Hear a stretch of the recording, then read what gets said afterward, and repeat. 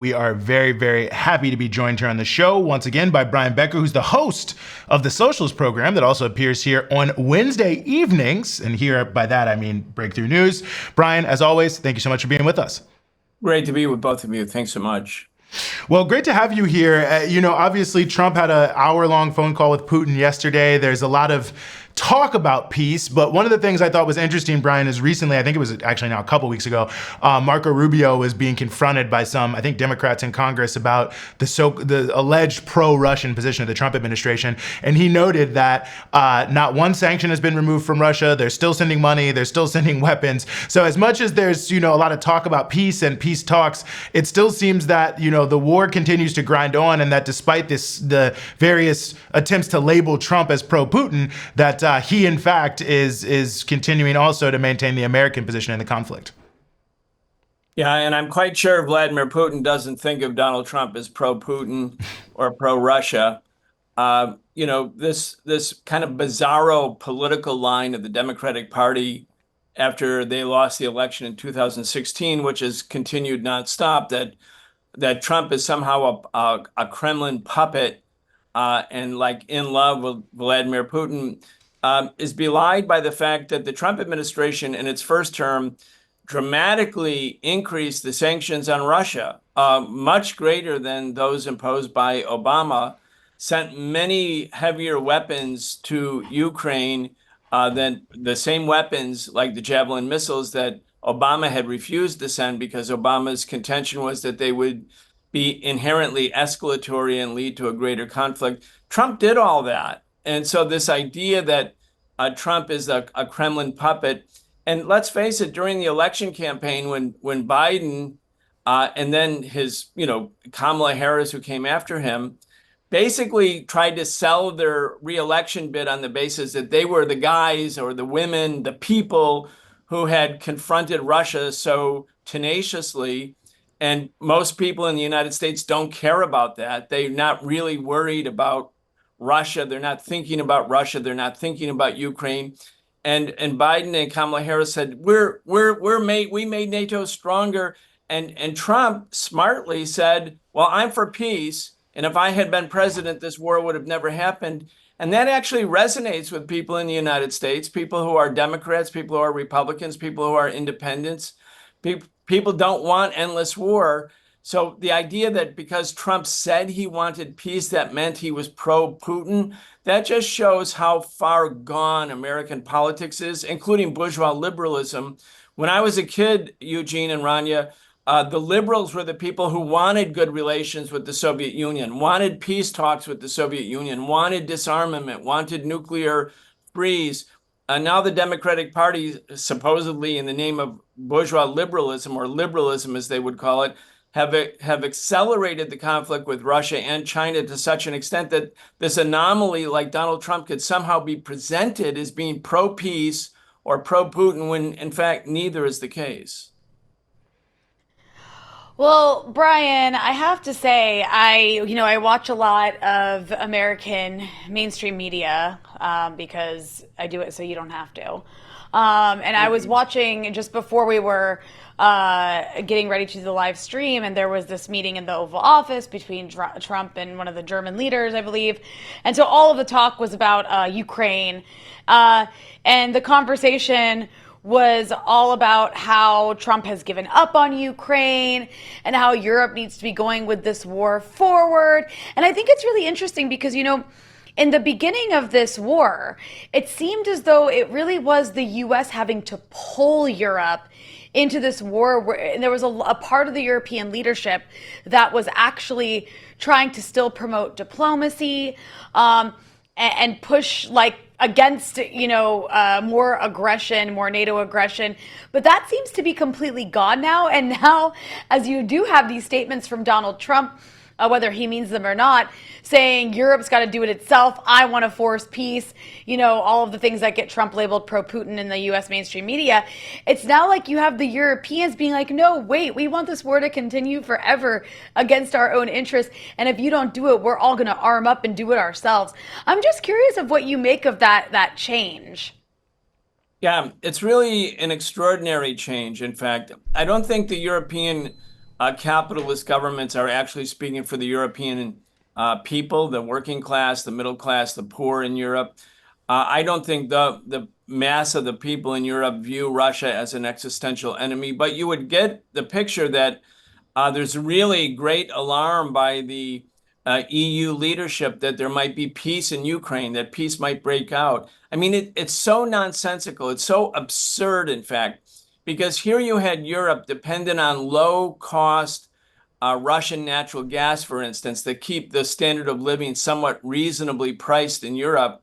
All that's gone now because the U.S. under Biden, Blinken, Sullivan, and the NATO High Command basically torpedoed the negotiations that could have led to a peaceful resolution of the crisis in Ukraine prior to Russia's invasion in 2022. That did not happen. That was a deliberate decision by NATO to sabotage the negotiations. The U.S. felt if Russia invaded Europe, that two things would happen. One, Russia would be ultimately weakened because it would be evicted from the world economy and subject to heavy sanctions, and that the European capitalists would be even more closely wedded to the United States under the rubric of NATO, which is a U.S.-led military alliance. Here we are a few years later.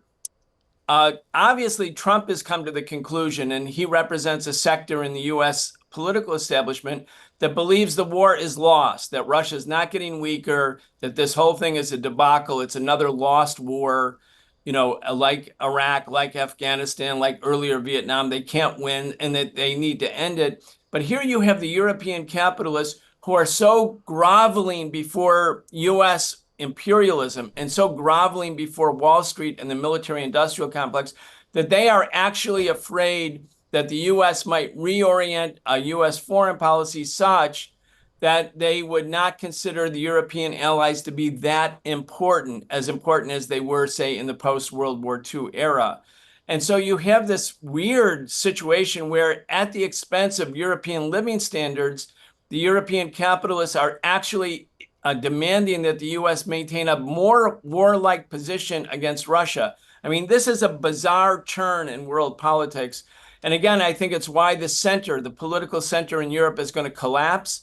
And if the left doesn't gain ground, the ground will be gained by far-right parties who will, in the name of nationalism, say we have to break free from the stranglehold of the U.S., which is leading us to World War III. The far right will gain. So again, you see this center, the capitalist center, it collapsed with Biden and Kamala Harris. It's collapsing in Europe, and these representatives, like the German leadership today, they represent a collapsing center. Either the left will rise and succeed, or the right will rise and succeed. But it's basically a death knell for the center. Yeah. Well, certainly something we could see from the Polish elections, presidential elections that just took place, and I think, many other elections that are happening. I'm glad you mentioned the issue of the military spending. Mark Botanga, the MP from the PTB, the Workers' Party of Belgium, who Rania interviewed on her show Dispatches recently, he said in a recent appearance in Italy that if we're not careful, if we don't resist, that the healthcare quality of Europe will become as bad as America, which in and of itself I thought said something about the role of the U.S. military-industrial complex. But I think a lot of this also speaks to the role of NATO historically, and I think the lies we've been told about it, but the key role it's played, especially, since the collapse of the Soviet Union, in being a key imperial tool. Mark Rutte, who used to be the, of course, Prime Minister of Netherlands, is now the head of NATO, said this today, I believe. He said, NATO is the most powerful defensive alliance in world history. It's even more powerful than the Roman Empire and more powerful than Napoleon's empire. I thought that was an interesting commentary because last time I checked, neither the Roman Empire nor Napoleon were known as particularly defensive. Nor did they last. I mean, that's really interesting. If Europe is comparing itself to the Roman Empire, which obviously declined and then fell, and certainly the debacle for Napoleon, I mean, let's never forget Waterloo. I mean, these were empires who were basically addicted to militarism, addicted to an overextended military operation. And in both cases, it led to the downfall of the empire. This is precisely what will happen for the U.S. empire with NATO at the very center of it. I mean, NATO expanded east after the Soviet Union fell. in spite of the fact that there was no longer a so-called threat or even a pretextual threat from the East. So why did they move east? Basically for two reasons. One was to be able to make sure that Russia never got back on its feet again, so it could never be a major power and thus even a regional rival to U.S. hegemony in that part of the world. And secondly, the U.S. wanted to incorporate all of Central and Eastern Europe basically as neo-colonies under the an American sphere of influence for its corporate exploitation, its corporate profit, and as an extension of American military power. In both cases, this has been to the great detriment to the people of Eastern and Central Europe. And I think the romance with the West is really coming to an end. The question is, what will replace it? Will the left be able to significantly organize against NATO, against U.S. imperialism, and against this war and demand peace? Or will the far right and fascist forces do it? You know, Brian, I think another interesting aspect of all of this is, having witnessed the last 20 months now of horrific genocide in Gaza and the complete, bulldozing of whatever semblance of international law and norms even existed before. All that's gone. We're just in an era of pure barbarism. And so to watch all of these American officials and European officials cry over any sort of like bombing that takes place in Ukraine. And look, bombing sucks, it's horrible, but it just seems so fake because these same people are cheering on the most horrific thing we've ever seen in our lifetimes in Gaza. And I guess this is kind of just a bigger question about, what this means moving forward in terms of warfare. It just kind of seems like, there's no space to even have red lines anymore, because how can you take red lines about anything seriously when the so-called civilized world has normalized destroying hospitals and starving babies to death? Well, the thing that so strikes one about Gaza in particular, and so emblematic of exactly what you're talking about, Rania, is that the Israeli army is one of the most developed military apparatuses in the world. Most highly armed. It's also nuclear armed. It's at war against the people who have no army, they have no air force, they have no ability to have air defenses. They are people living outside of their homes because their homes have been destroyed. There are people who, when they're wounded, cannot go to the hospital because the hospitals have been blown up. And so you have the world watching. And in the case of NATO countries, and in the case of the United States, financing and justifying and defending this barbaric assault against obviously defenseless people in Gaza. And it's a ho-hum attitude. In fact, if you look at the United States, you would think the biggest danger as a consequence of the Gaza war was not the danger faced by the people in Gaza, but the danger faced by American Jews on the basis of the so-called rise of anti-Semitism. And so American universities are being targeted by the US government for, quote, not being sufficiently strong defending Jewish people. Even though the protests in support of Palestine have been, outside of the Palestinian and Arab American students, have been largely led by young Jewish Americans.